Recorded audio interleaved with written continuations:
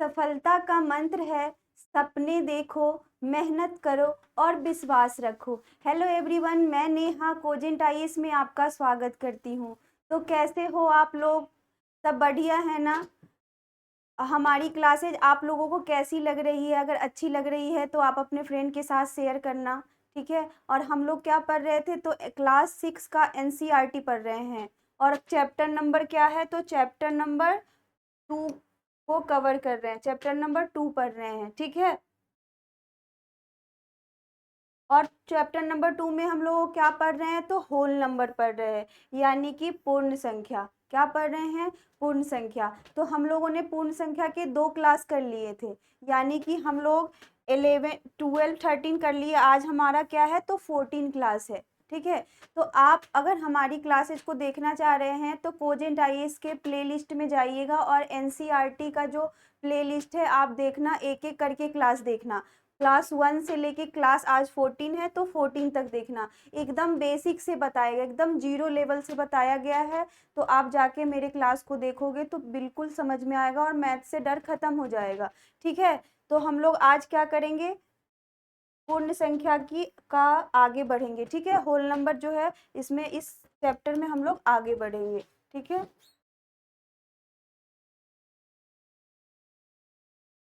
तो कल हम लोगों ने कहाँ तक छोड़ा था?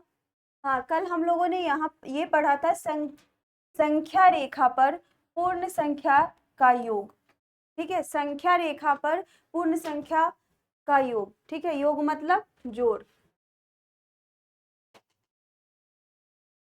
इसमें क्या पढ़े थे कि यदि हम दो पूर्ण संख्या, मतलब कोई भी दो पूर्ण संख्या, पूर्ण संख्या पता है पूर्ण संख्या किसे कहते हैं?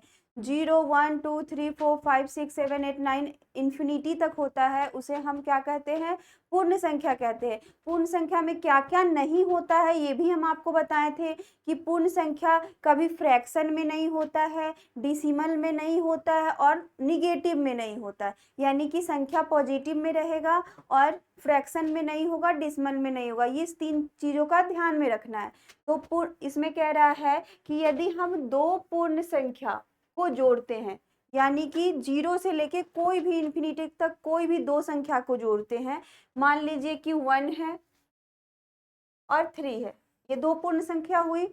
इसको क्या करना है? जोड़ना है। अब ये आगे क्या बोलता है कि परिणाम संख्या रेखा, जो उसका परिणाम, इस दोनों को जब हम ऐड करते हैं, दो पूर्ण संख्या को जब ऐड करते हैं और उसका जो आंसर आता है, ऐड करने के बाद जो आंसर आता है यानी परिणाम आता है, ठीक है।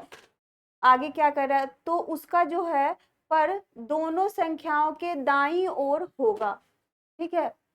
जो हम इस दोनों को जो ऐड करेंगे, होल नंबर के दो संख्याओं को जब हम ऐड करते हैं तो जो उसका आंसर आता है वो हमेशा इस दोनों संख्या के दाहिना ओर होगा, यानी कि राइट हैंड साइड की तरफ होगा। किधर होगा? तो राइट हैंड साइड की तरफ होगा, इस दोनों डिजिट के राइट हैंड साइड।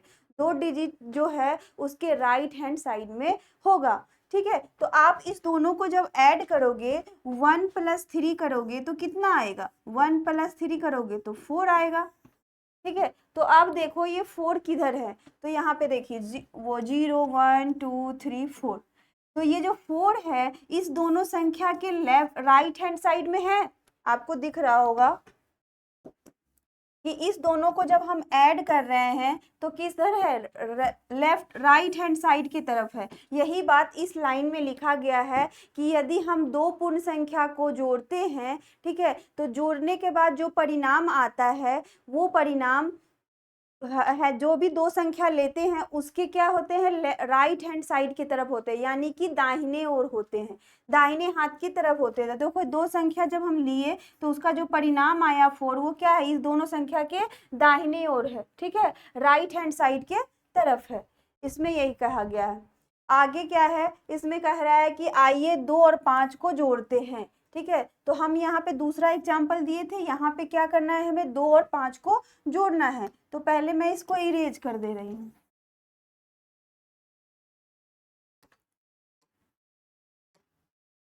यहाँ पे हमें क्या जोड़ना है? तो 2 और 5 को। 2 कहाँ है? तो यहाँ है। और 5 कहाँ है? तो यहाँ है। इस दोनों को क्या करना है? हमें जोड़ना है। तो आप इसे अगर ऐड करोगे 2 और प्लस 5 को ऐड करोगे तो कितना आएगा, 7 आएगा। ठीक है, 2 और 5 को ऐड करोगे तो 7 आएगा। और उस लाइन भी प्रूफ हो रहा है कि जब कोई भी दो पूर्ण संख्या को ऐड करते हैं, जो उसका परिणाम आता है, ठीक है, जो परिणाम क्या आया, 7 आया, तो जो उसका परिणाम आता है वो दोनों संख्या के राइट हैंड साइड में होता है, यानी दाहिने तरफ होता है उसके। तो ये प्रूफ हो गया इस लाइन का। अब आगे लाइन पढ़िए कि क्या कह रहा है। 2 और 5 को जोड़ने के लिए हम 2 से शुरू करते हैं और ऊपर की ओर आकृति में दिखाई गई है, ऊपर की आकृति में क्या दिखाई गई है कि हमको 2 से स्टार्ट करना है। कितना चलना है, तो 2 में हमें कितना ऐड करना है, तो 2 में हमें 5 ऐड करना है। कितना ऐड करना है, तो 5 ऐड करना है। तो मतलब हम 2 से स्टार्ट करेंगे 5 टर्म। ठीक है, तो 2 से स्टार्ट किए, एक, दूसरा, तीसरा, चौथा और पांचवा। ठीक है, पांचवा पे आके क्या है, तो 7 है, तो इस 2 और 5 को जोड़ोगे तो 7 आएगा। ठीक है, यहाँ से ये प्रूफ हुआ कि 2 + 5 7 क्यों होता है। तो यही यहाँ पे प्रूफ हो गया। यही यही इसमें कह रहा है कि दाईं ओर 5 कदम चलते हैं, प्रत्येक कदम की इकाई एक इकाई के बराबर होता है। जो एक कदम हम चल रहे हैं, 2 से 3 चले तो ये हमें एक इकाई के बराबर एक इकाई के बराबर होता है। ठीक है, दो संख्या के बीच की दूरी क्या होती है, एक इकाई के बराबर होती है। ठीक है, आगे देखिए इसमें लिख रहा है पांचवें तीर का सिरा 7वें नंबर पे है। जब हम 5वां क्रॉस कर रहे हैं तो ये किस पे है, तो 7वां पे है। ठीक है, तो इसीलिए 2 और 5 का योग 7 होता है। ये प्रूफ कर रहा है कि जब हम 2 में 5 को ऐड करते हैं तो 7 कैसे आता है, वो इस संख्या रेखा पर दिखाया गया है, इस लाइन ग्राफ पे दिखाया गया है कि कैसे 2 में अगर 5 ऐड करते हैं तो 7 होता है। ठीक है, कैसे 7 होता है, समझ में आ गया। देखिए यहाँ पे फिर से हमें क्या क्या ऐड करना है, तो 2 और 5 को ऐड करना है। 2 में क्या करना है, 5 को ऐड करना है, तो 2 में 5 को ऐड करेंगे तो 7। ठीक है, अब ये 7 कैसे आया ये प्रूफ करके दिखाते हैं। तो हम कहाँ से चलना स्टार्ट करेंगे, तो 2 से। 2 से कितना कदम आगे चलेंगे, तो 5 कदम आगे चलेंगे। ठीक है, 5 कदम आगे चलेंगे। तो यहाँ पे देखिए 2 से 3 पे गए 1, फिर 3 से 4 पे गए 2, एक यहाँ हो गया, फिर दूसरा, फिर ये तीसरा, चौथा और पांचवा। 5 ही कदम हमें चलना था। ठीक है, तो कहाँ पे आके रुक गए, तो हम 7 पे आके रुक गए, इसीलिए इसका आंसर क्या हो गया, 7 हो गया। ठीक है, समझ में आया। यहाँ पे वही लिखा हुआ है 2 + 5 = 7। यहाँ पे 2 गुब्बारे दिख रहे हैं आपको पिक्चर में, और यहाँ पे 5 स्ट्रॉबेरी दिख रहे हैं। दोनों को मिलाकर कितने आ गए, तो यहाँ पे 7 आ गए। ठीक है,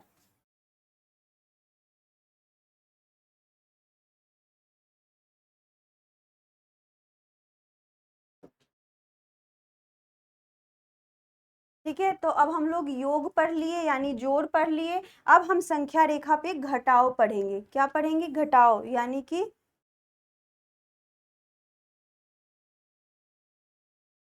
डिफरेंस पढ़ेंगे। संख्या रेखा पे क्या पढ़ेंगे, तो डिफरेंस पढ़ेंगे। यहाँ पे हमें पढ़ना है संख्या रेखा पर पूर्ण संख्याओं का घटाव।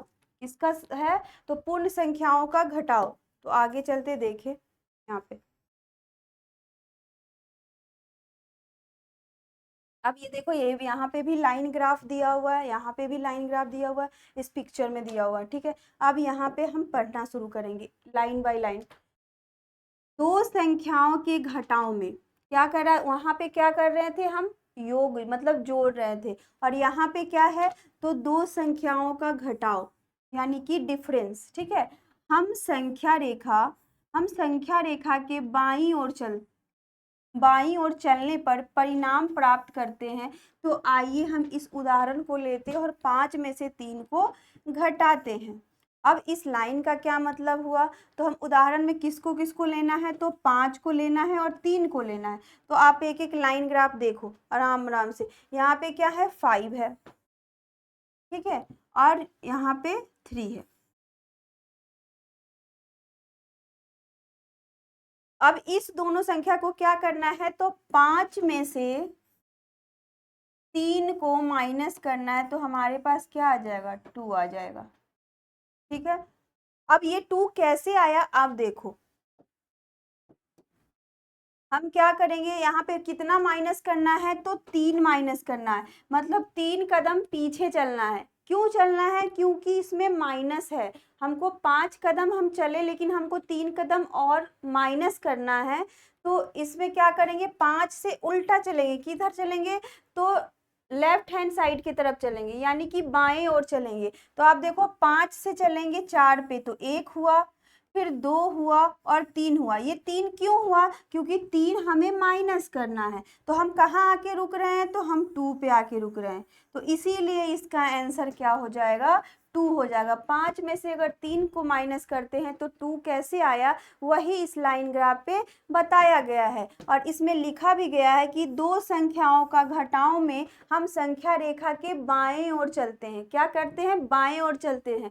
सम में क्या करते हैं, दाहिना ओर चलते हैं, यानी राइट हैंड साइड की तरफ चलते हैं। और डिफरेंस में यानी घटाव में हम क्या करते हैं, हम यहाँ पे बाईं ओर चलते हैं, यानी लेफ्ट हैंड साइड की तरफ चलते हैं। तो यहाँ पे हमारा आंसर क्या आ गया, 2 आ गया। क्यों, 5 में से कितना माइनस करना है, तो 3 माइनस करना है, तो मतलब उल्टा चलेंगे, बाईं ओर चलेंगे, तो 5 से 3 कदम पीछे चलेंगे। तो 1 2 3, यहाँ पे 2 पे आके रुक गया, यानी इसका आंसर हमारा 2 हो गया। ठीक है, अब आगे देखिए क्या लिखा हुआ है इसमें। 5 में से 3 घटाने के लिए हम 5 से शुरू करते हैं और 3 कदम बाईं ओर चलते हैं। क्या करते हैं, 3 कदम बाईं ओर। तो 5 का दाहिना ये हुआ और बायां ये हुआ। ठीक है, ये लेफ्ट हैंड साइड है, ठीक है, और ये क्या है, राइट हैंड साइड है।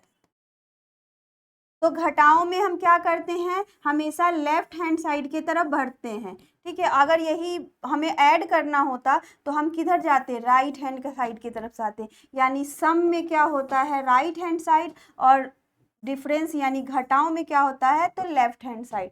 ठीक है, ये समझ में आ गया। आगे देखते हैं।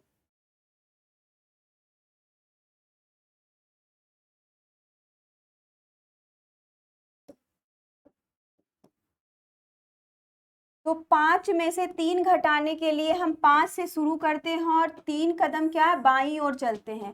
ठीक है, जैसे चित्र में बताया गया है, दिखाया गया है।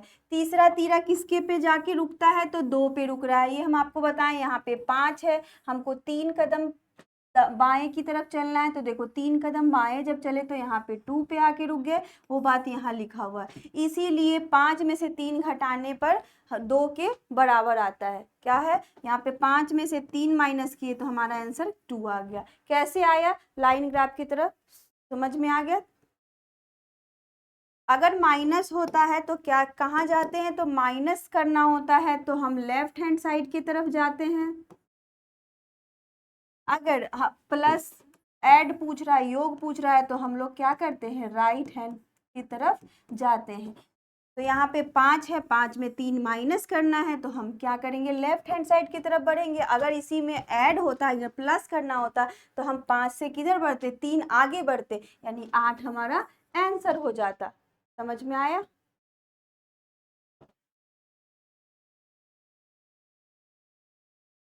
अब यहाँ पे दिया हुआ है ये कितने पेंसिल है, तो आप काउंट, यहाँ पे काउंट करो, 1 2 3 4 5 6 7, 7 पेंसिल है। ठीक, अब माइनस 1 2 3 4, 4 पेंसिल है, इसको माइनस करना है, यानी कि 7 माइनस 4 करना है।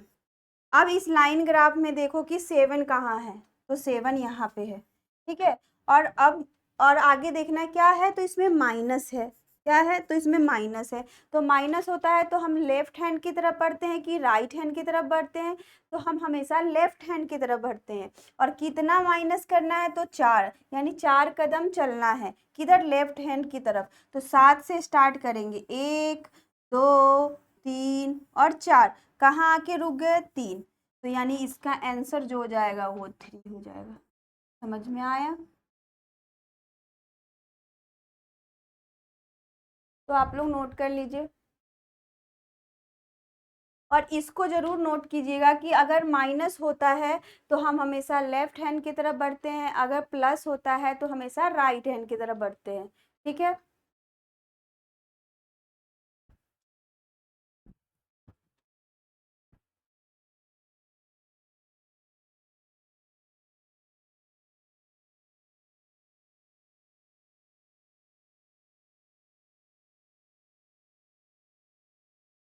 ठीक है, आगे बढ़ते हैं, नोट हो गया तो आगे बढ़ते हैं।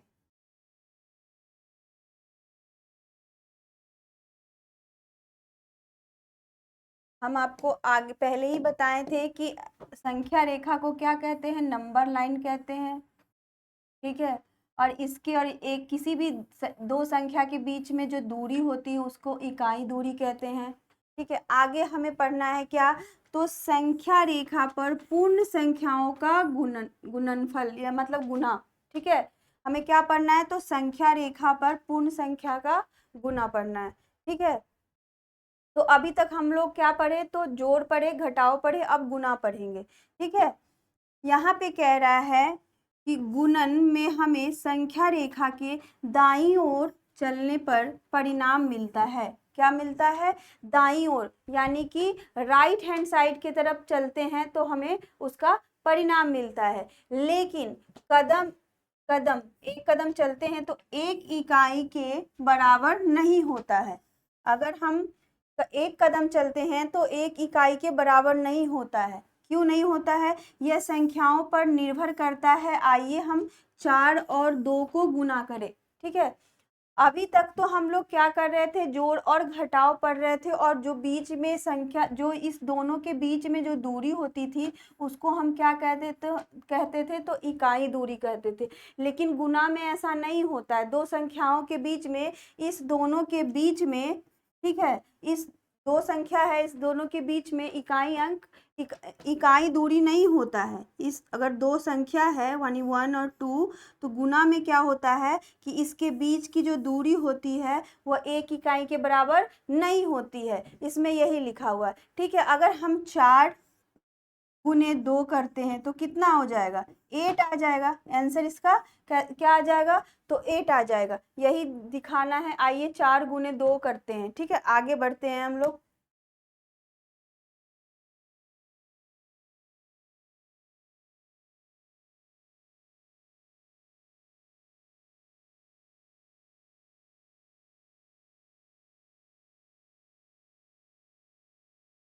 फिर आगे हम क्या करेंगे, देखिए अब इस लाइन ग्राफ पे क्या दिया हुआ है, 0, इस लाइन ग्राफ से 0 से लेके 8 तक दिया हुआ है। ठीक है, अब हम लाइन पढ़ते हैं कि हम 0 से शुरू करते हैं। क्या करते हैं, तो हम 0 से स्टार्ट करते हैं, क्योंकि ये पूर्ण संख्या वाला रेखा है।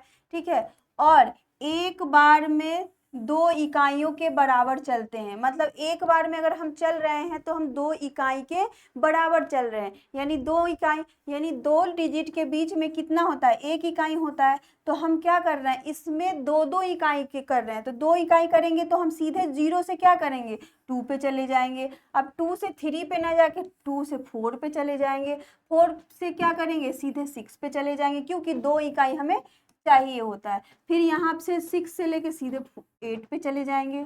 ठीक है, तो ये इसमें यही कह रहा है। आगे है, ऐसी 4 चालें लेनी है। क्या कितने लेने हैं, तो 4 बार लेने हैं। अंतिम तीर की नोक कहाँ पे, 8 पे आके रुक जाता है, इसीलिए उसका परिणाम 8 होता है।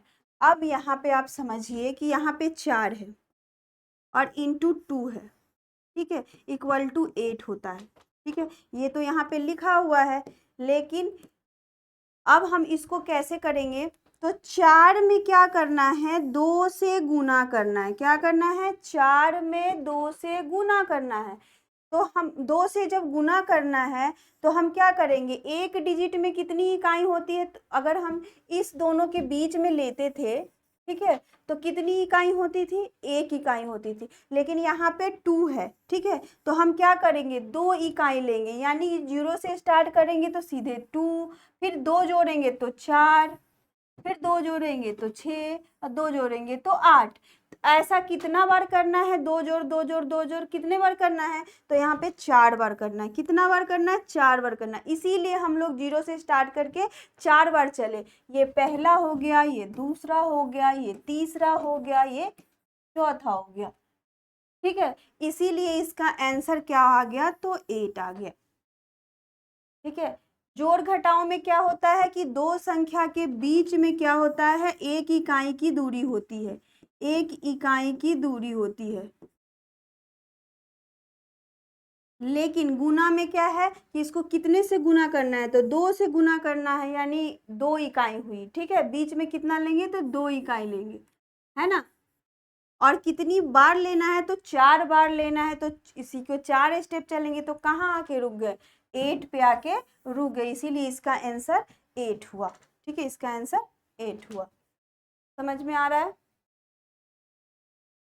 तो नोट कर लीजिए।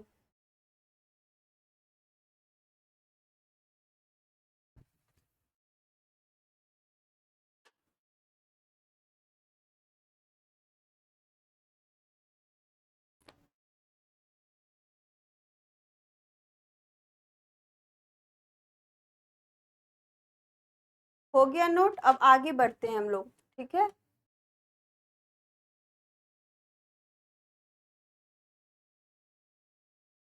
अब देखिए यहाँ पे क्या है, 3, यहाँ पे 3 गुने 2 संख्या रेखा पर कैसे व्यक्त कर किया जा सकता है, तो इसमें लिखा हुआ है कि 3 गुने 2, तो 3 गुने 2 कितना होता है आप बताओ।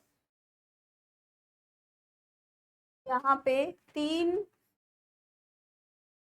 गुने 2 कितना होता है, तो 6 होता है। अब हमको क्या करना है कि इकाई, दो दो इकाई लेना है, और कितनी बार लेना है, तो आप देखो यहाँ पे पहली संख्या रेखा पे देखो, यहाँ पे दिया हुआ है, यहाँ पे हमें क्या करना है, तो 2 बार और 3 बार क्या करना है, 2 को 3 से गुना करना है। तो यहाँ पे इकाई कितनी बार हुई, तो 3 बार हुई। कैसे, 3 लेंगे इकाई, इसके और इसके बीच में 1 इकाई, इसके इसके बीच में 2 इकाई, ये तीसरा इकाई। ठीक है, और कितनी बार करना है, तो 2 बार करना है। ठीक है, तो आप देखो यहाँ पे, यहाँ से 3 स्टेप चले तो 3 पे आ गया, फिर यहाँ से 3 करेंगे तो 6 पे आ जाएगा, इसीलिए इसका आंसर 6 हो गया। ठीक है, आगे इसमें इसमें बोल रहा था, ठीक है, इसमें देखो 0 से करेंगे 2 पे, 0 से करेंगे 4 पे, ठीक है, यहाँ पे करेंगे 6 पे, तो यहाँ पे आ गया 6। हम किसी भी तरह से कर सकते हैं। अब आपको ये एक चीज और समझाते हैं, रुक जाइए। मान लीजिए अगर 3 है इंटू 2 है, ठीक है, इक्वल टू कितना आता है, तो 6 आता है। तो अगर 3 को ले रहे हैं कि 3 में कितना करना है, तो 2 से गुना करना है। ठीक है, कितना करना है, 2 से गुना करना है, यानी कि हमको इकाई कितनी बार लेनी पड़ेगी, तो 3 इकाई लेनी पड़ेगी। ठीक है, 3 इकाई लेनी पड़ेगी, और हमें 2 स्टेप चलना पड़ेगा। ठीक है, 2 स्टेप चलना पड़ेगा, क्योंकि 2 में 6 आ जाता है। कितने स्टेप चलना पड़ेगा, 2। लेकिन अगर हम इसको लिखते हैं 2 गुने 3, 2 गुने 3 भी 6 आ गया। ठीक है, लेकिन इसमें कितनी इकाई लेनी है, तो इसमें 2 इकाई लेनी है। कितने इकाई लेनी है, 2 इकाई। ठीक है, और कितना स्टेप चलना है, तो 3 स्टेप चलना है। तो इसी यही लाइन ग्राफ में यही दिखाया गया है। अब यहाँ पे देखो आप, 0 से हमें स्टार्ट किए, 2 वाले में चलेंगे, 2 2 इकाई, तो 0 से 1 1 इकाई, 1 से 2 दूसरा इकाई, तो मतलब 2 से 1 बार चले। कितने बार चलना है हमें, तो 3 स्टेप चलना है। तो 1 स्टेप चले, दूसरा स्टेप, तीसरा स्टेप पे क्या आ गया, 6 आ गया। यही हमारा आंसर। लेकिन अगर हम इस वाले को लेकर चलते हैं, तो हमें ये लाइन ग्राफ बनाना पड़ेगा। क्या करना पड़ेगा, तो हमें इकाई कितना लेना पड़ेगा, तो 3 इकाई लेना पड़ेगा। क्या लेना पड़ेगा, तो 3 इकाई लेना पड़ेगा। तो हम यहाँ से 0 से सीधे स्टार्ट करेंगे 3 पे, क्यों, यहाँ 0 से लेके 1 गए 1 इकाई, 1 से 2 दूसरा इकाई, 2 से 3 तीसरा इकाई, और ऐसा कितना बार करना है, तो 2 स्टेप में करना है। तो यहाँ से गए 1 स्टेप, दूसरा स्टेप, 6 आ गया।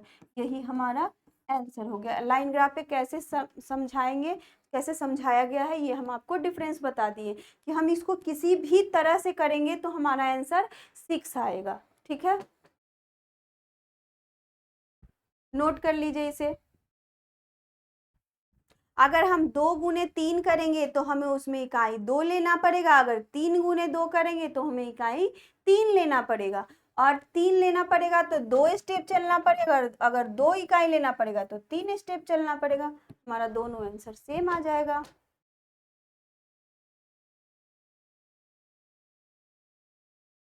ठीक है, नोट कर लिए। अब आगे देखिए हम लोग क्या, हमको क्या पढ़ना है आगे, पूर्ण संख्याओं का गुण। ठीक है, पूर्ण संख्याएं का गुण मतलब उसकी पहचान, मतलब उसको कैसे जानेंगे। तो अब आगे देखिए इसमें क्या है, पूर्ण संख्याओं की योगात्मक यानी कि जोड़ पहचान जो है वो 0 है। ठीक है, पूर्ण संख्याओं की गुणात्मक पहचान क्या है, तो 1 है। ठीक है, गुणात्मक मतलब गुना।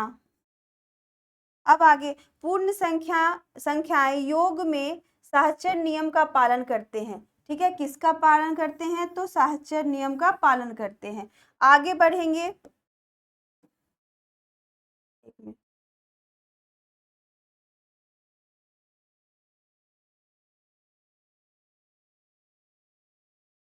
सबसे पहले पूर्ण संख्याओं की योगात्मक पहचान क्या होती है, तो 0 होती है, प्लस वाला। यहाँ पे है पूर्ण संख्याओं की गुणात्मक पहचान क्या होती है, तो इस गुना का पहचान क्या होता है, तो 1 होता है। ठीक है, पूर्ण संख्याओं का योग में साहचर्य नियम का पालन करती है। ठीक है, क्या करती है, तो साहचर्य नियम का पालन करती है।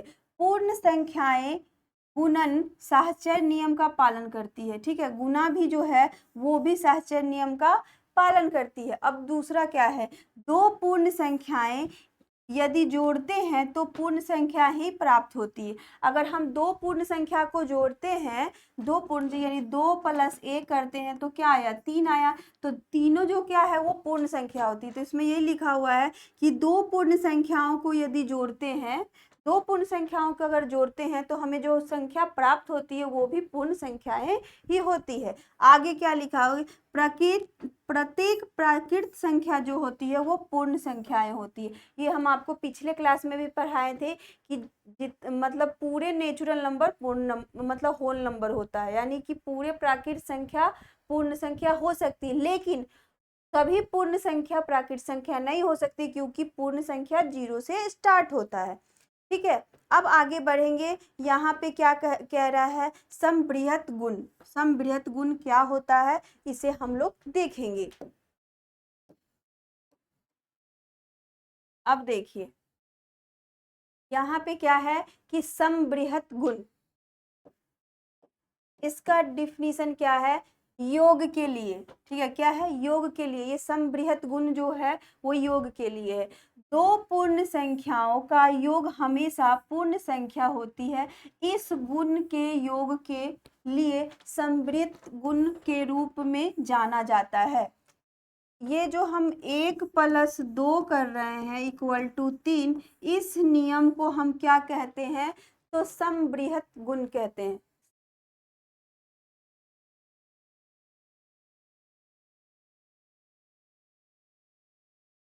संवृत गुण कहते हैं। क्या कहते हैं, संवृत गुण कहते हैं। योग के लिए किया जाता है, किसके लिए, योग के लिए किया जाता है। जब हम दो पूर्ण संख्याओं को जोड़ते हैं, ठीक है, तो हमें जो संख्या प्राप्त होती है वो भी पूर्ण संख्या होती है। इसी को क्या कहते हैं, इस गुण को। ठीक है, इस गुण को योग के लिए समृत गुण के रूप में जाना जाता है। ठीक है, इस नियम को क्या कहते हैं, संवृत गुण। ठीक है, आगे देखिए एग्जाम्पल से समझाते हैं आपको। यहाँ पे क्या है, उदाहरण में। ठीक है, क्वेश्चन नंबर 1, 2 + 3, 2 और +3 को करेंगे तो कितना आएगा, 5 आएगा, जो कि पूर्ण संख्या है। ठीक है, दूसरा क्वेश्चन है 4 को 3 से जोड़ेंगे तो 11 आएगा, ये भी क्या है, पूर्ण संख्या। 1 + 9 करेंगे तो कितना आ जाएगा, 10 आ जाएगा, ये भी पूर्ण संख्या है। उस नियम का यही मतलब होता है कि अगर दो पूर्ण संख्या को जोड़ते हैं, ठीक है, दो पूर्ण संख्या को जोड़ते हैं तो जो जो उसका आंसर आता है वो पूर्ण संख्या ही आता है। ठीक है, घटाव के लिए दो पूर्ण संख्याओं का अंतर हमेशा पूर्ण संख्या नहीं होता है। इसका मतलब है कि घटाव के तहत पूर्ण संख्या समृत नहीं है। ठीक है, अब इस चीजों को समझते हैं।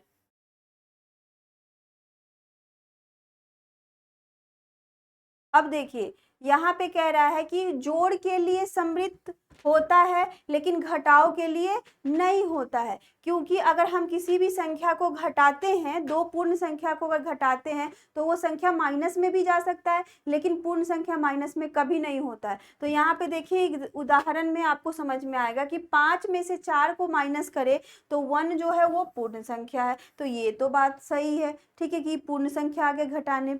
लेकिन नीचे देखिए सेकेंड नंबर क्वेश्चन में देखिए कि 6 को अगर 6 में से हम -8 करते हैं तो हमारे पास आंसर कितना आता है -2, जो कि पूर्ण संख्या नहीं हो सकती क्योंकि ये माइनस में आया है। ठीक है, आगे देखिए 1 में से -9 करेंगे तो हमें क्या आया, तो हमें आया -8 आया, जो कि माइनस में है, निगेटिव में है, तो ये पूर्ण संख्या नहीं हो सकती। इसीलिए ये नियम नहीं लगता है, माई घटाओ में जो है ये नियम नहीं लगता है। सिर्फ ये नियम किस में लगता है, तो जोड़ में लगता है, ऐड में लगता है,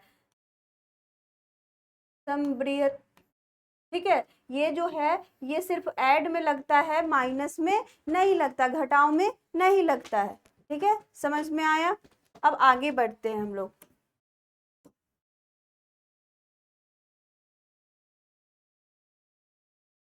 अब देखिए गुना में लगता है या नहीं लगता है, उस चीजों को हमें देखना है। ठीक है, अब गुना के लिए पढ़ना है, तो गुना के लिए दो पूर्ण संख्याओं का गुना हमेशा क्या होता है, एक पूर्ण संख्या होता है। यह गुण गुणन के लिए समृद्ध गुण है। ठीक है, अगर हम किसी भी दो पूर्ण संख्या का गुना करते हैं तो हमेशा पूर्ण संख्या होती है। ठीक है, तो इसीलिए गुना में ये काम कर रहा है।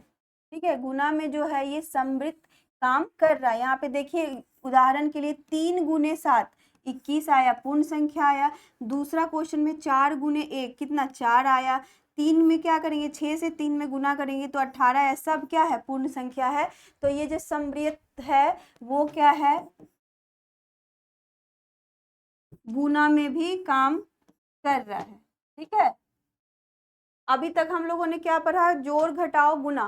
ठीक है, तो गुना में काम कर रहा है, जोड़ में काम कर रहा है, लेकिन घटाओ में नहीं कर रहा है, क्योंकि हम घटा रहे हैं दो अगर पूर्ण संख्या को तो वो माइनस में भी चला जा रहा है। ठीक है, अब आगे बढ़ते हैं भाग के लिए। ठीक है, दो पूर्ण संख्याओं का भाग हमेशा पूर्ण संख्या नहीं होती है। अब इसमें देखिए, इसमें कह रहा है कि दो पूर्ण संख्याओं का भाग हमेशा एक पूर्ण संख्या नहीं होती। इसका मतलब यह है कि विभाजन के तहत पूर्ण संख्या समृद्ध नहीं हो सकती है। ठीक है, अब घटाओं में भी नहीं हो सकती। क्यों नहीं हो सकती है, तो आप देखो यहाँ पे क्वेश्चन नंबर 1 है, 9 को 3 से डिवाइड करे। ठीक है, तो 3 आया, तो ये तो पूर्ण संख्या है। लेकिन अगर 5 में 8 से भाग करते हैं तो हमारे पास क्या आता है, तो 5/8 आता है।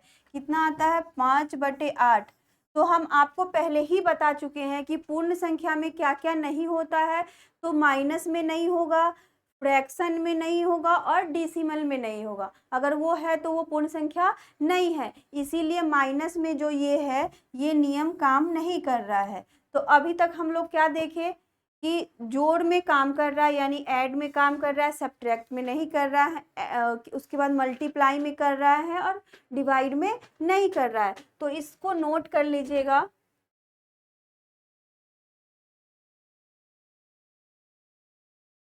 पहला, ऐड में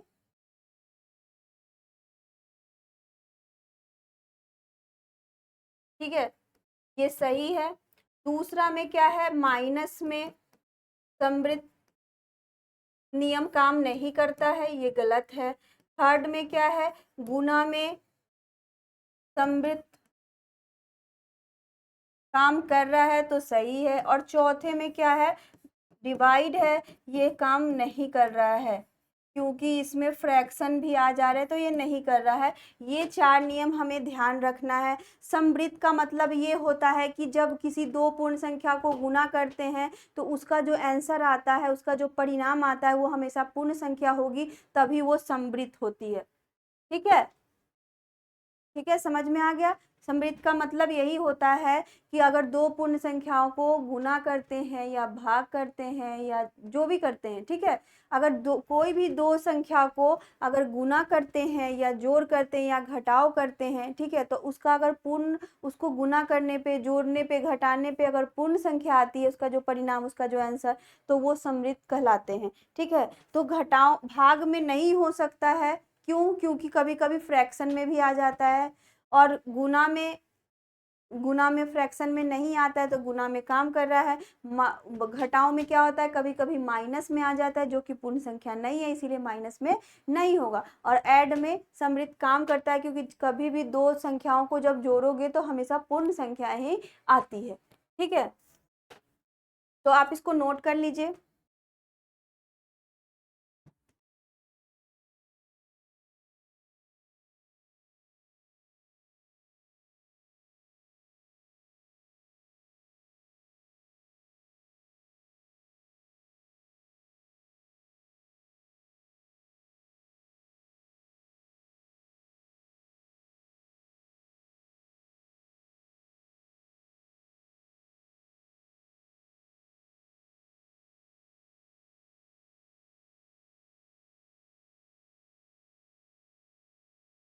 ठीक है, तो नोट कर लिए। तो आज के लिए इतना ही, मिलते हैं अगले क्लास में। आज के लिए, आज का क्लास हमारा कैसा लगा कमेंट में ज़रूर बताइएगा, और आप जितना शेयर करोगे, लाइक करोगे, तो हमें मोटिवेशन मिलेगा और हम अच्छे से पढ़ा पाएंगे। ठीक है, आज के लिए थैंक यू।